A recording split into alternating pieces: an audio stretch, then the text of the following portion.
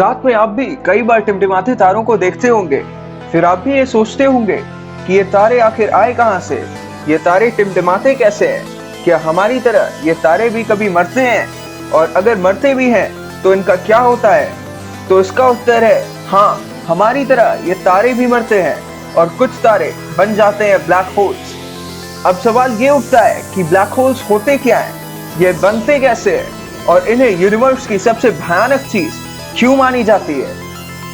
तो दोस्तों, आप सब इस वीडियो का टाइटल देखकर तो समझ ही गए होंगे कि आज हम एक बहुत ही फेमस टॉपिक पर बात करने वाले हैं जिसका नाम है ब्लैक होल।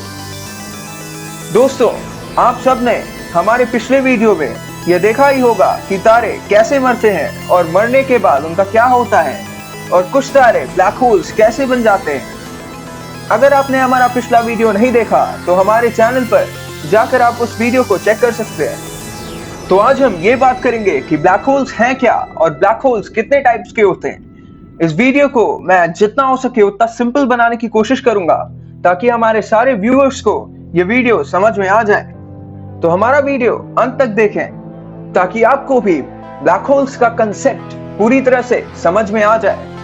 तो नमस्कार दोस्तों, आपका स्वागत है आपके अपने चैनल इनटू द कॉस्मोस में। ब्लैक होल शब्द का प्रयोग पहली बार अमेरिकन फिजिसिस्ट जॉन व्हीलर ने किया था। इस समय लाइट यानी कि प्रकाश पर दो थ्योरीज थी। पहली, जिसे न्यूटन ने सपोर्ट किया, जो कि ये कहती है कि लाइट पार्टिकल से बनी है, और दूसरी जो ये कहती है कि लाइट वेव से बनी है। आज के समय में हम ये जानते हैं कि दोनों ही थ्योरी सही हैं। लाइट ड्यूअल नेचर की होती है, यानी कि लाइट को हम वेव और पार्टिकल दोनों की तरह एक्सप्लेन कर सकते हैं, जिसे क्वांटम मैकेनिक्स, जो कि एक ऐसी फील्ड है जिसमें हम पार्टिकल के छोटे से छोटे लेवल पर स्टडी करते हैं, उसमें लाइट के इस नेचर को वेव पार्टिकल ड्युअलिटी कहते हैं। दूसरी थ्योरी के मुताबिक, जो कि ये कहती है कि लाइट वेव है, उसमें दिक्कत ये है कि लाइट ग्रेविटी को कैसे रिस्पॉन्ड करेगी। पर अगर लाइट पार्टिकल हो तो हम इसे आसानी से एक्सप्लेन कर सकते हैं कि लाइट, जो कि एक पार्टिकल है, वो ग्रेविटी को किस तरह से और क्यों रिस्पॉन्ड करेगी। कुछ समय पहले लोग ये सोचते थे कि लाइट की स्पीड इनफाइनाइट है, यानी कि उसे मेजर नहीं किया जा सकता है, इसलिए लाइट पर ग्रेविटी का कोई इन्फ्लुएंस नहीं होगा। पर रूमर की डिस्कवरी से ये प्रूव हो गया कि लाइट की एक पर्टिकुलर स्पीड होती है, जिसे हम numerically 3 × 10 raised to the power 8 metre पर सेकेंड भी कहते हैं, जिससे प्रूव हो गया कि लाइट पर ग्रेविटी का कोई तो इन्फ्लुएंस होता ही होगा। इस डिस्कवरी पर कैम्ब्रिज के एक स्टूडेंट ने 1783 में एक पेपर लिखा, जिसके मुताबिक स्पेस में कई ऐसे इनफाइनाइटली डेंस स्टार्स होंगे जो कि अपने ग्रेविटी के इन्फ्लुएंस में लाइट को भी ट्रैप कर लेते होंगे। इस स्टूडेंट का नाम था जॉन मिशेल। मिशेल ने यह कहा कि हमारे यूनिवर्स में ऐसे कई स्टार्स हो सकते हैं, पर हम उन्हें देख नहीं सकते हैं क्योंकि वो लाइट को रिफ्लेक्ट नहीं करते हैं, पर हम उनकी ग्रेविटेशनल इन्फ्लुएंस को मेजर कर सकते हैं। इन्हीं ऑब्जेक्ट्स को हम ब्लैक होल्स के नाम से जानते हैं। न्यूटोनियन मैकेनिक्स के हिसाब से लाइट की स्पीड हर जगह बदलती रहती है, पर आज हम ये जानते हैं कि लाइट की स्पीड कांस्टेंट है। न्यूटन के कैलकुलेशंस के मुताबिक ग्रेविटी का लाइट पर कोई इफेक्ट नहीं होता है। पर 1915 में एल्बर्ट आइंस्टीन ने अपनी जनरल थ्योरी ऑफ रिलेटिविटी में ये समझाया कि ग्रेविटी लाइट को किस तरह बेंड कर देती है। ब्लैक होल्स का फॉर्मेशन तब होता है जब एक ऐसा स्टार जिसका मास 8 सोलर मास यानी कि सन के मास से 8 गुना ज्यादा है, उसके कोर में न्यूक्लियर रिएक्शंस को सपोर्ट करने वाला फ्यूल यानी कि हाइड्रोजन खत्म हो जाता है। But the nuclear reaction hasn't come to an end right now. इस स्टार का मास इतना ज्यादा होता है कि इसकी ग्रेविटी कोर को कंप्रेस करके हीलियम, ऑक्सीजन और कार्बन जैसे एटम्स को भी फ्यूज करना शुरू कर देता है। पर दिक्कत तब आती है जब फ्यूजन के लास्ट में आयरन बच जाता है। अब कोर में फर्दर रिएक्शन पॉसिबल नहीं होता है और अब कोर में रिएक्शंस होने बंद हो जाते हैं। स्टार के कोर में हो रहे न्यूक्लियर रिएक्शंस ही स्टार की ग्रेविटी को काउंटर बैलेंस करते थे। पर अब क्योंकि रिएक्शंस होना बंद हो गए हैं, इसलिए अब स्टार की ग्रेविटी उस स्टार को अंदर की तरफ कंप्रेस करना शुरू कर देती है और एक बहुत ही भयानक एक्सप्लोजन होता है जिसे हम सुपरनोवा कहते हैं, जिसमें स्टार के बाहर की सारी लेयर्स यूनिवर्स में बिखर जाती है और इस एक्सप्लोजन से इतनी फोर्स जनरेट होती है कि ये फोर्स अपने सामने आने वाली सभी चीज को एटम्स के लेवल तक रिड्यूस कर देती है। अब बचता है स्टार का कोर। अब ये कोर या तो न्यूट्रॉन स्टार बनता है या तो ब्लैक होल। इसका डिसीजन अब कोर के मास से होता है, जिसे नाम दिया गया चंद्रशेखर लिमिट, जो हमारे देश के महान भौतिकी वैज्ञानिक सर सीवी रमन के डिस्कवरी पर बेस्ड है, जो ये कहती है कि अगर ऐसे कोर का मास 1.5 से लेके 3 सोलर मास के बीच है तो वो स्टार न्यूट्रॉन स्टार बनता है, और अगर कोर का मास 3 सोलर मास से ज्यादा है तो स्टार ब्लैक होल बन जाता है। ब्लैक होल्स की ग्रेविटी इतनी ज्यादा होती है कि even light can not escape from it, यानी कि किसी भी ऑब्जेक्ट को ब्लैक होल की ग्रेविटी के इन्फ्लुएंस से बचने के लिए लाइट की स्पीड से तेज चलना होगा, जो कि रिलेटिविटी के मुताबिक इम्पॉसिबल है, क्योंकि इस यूनिवर्स में लाइट की स्पीड से तेज कोई भी ऑब्जेक्ट नहीं चल सकता है। इसीलिए हम ब्लैक होल्स को अपनी आंखों से नहीं देख सकते हैं, पर हम ब्लैक होल्स को डिटेक्ट जरूर कर सकते हैं।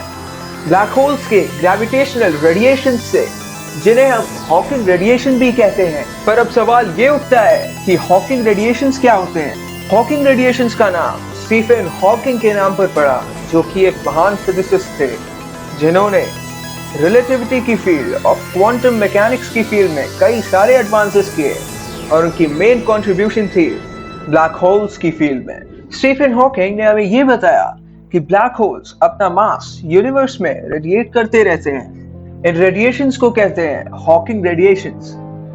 ब्लैक होल्स पर्टिकुलर इंटरवल्स पे जेट स्ट्रीम्स भी रिलीज करते हैं, जिसमें एक्स रेज और गामा रेज जैसे कॉन्स्टिट्यूएंट्स आते हैं, जिसे हमने कुछ साल पहले हबल स्पेस टेलीस्कोप से डिटेक्ट किया था। अब हम बात करते हैं कि ब्लैक होल्स किसी भी स्टार को स्वॉलो कैसे करते हैं। सबसे पहले तो ब्लैक होल्स कुछ समय तक उस स्टार को हाई स्पीड पे अपने इर्द गिर्द घुमाते रहते हैं, फिर धीरे धीरे उस स्टार के आउटर गैसियस लेयर्स को स्वॉलो करते हैं, और इस प्रोसेस में ब्लैक होल स्टार का कुछ पार्ट हॉकिंग रेडिएशंस और एक्स रेज के फॉर्म में रेडिएट कर देते हैं।